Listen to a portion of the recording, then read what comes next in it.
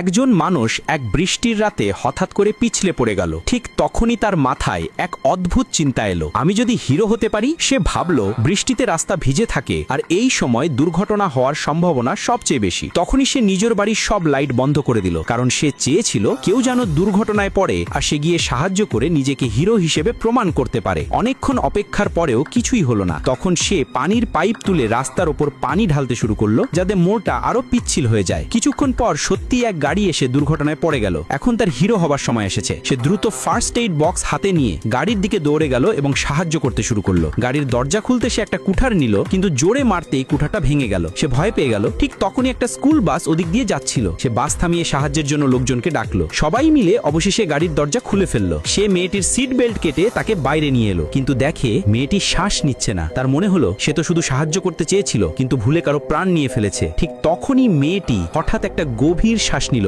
এবং বেঁচে উঠল। এভাবেই সেই মানুষটি জীবনে প্রথমবার কারো প্রাণ বাঁচালো। কিন্তু সে জানতো না এই মুহূর্ত থেকেই ধীরে ধীরে সে নিজেই এক পাগলে পরিণত হচ্ছে।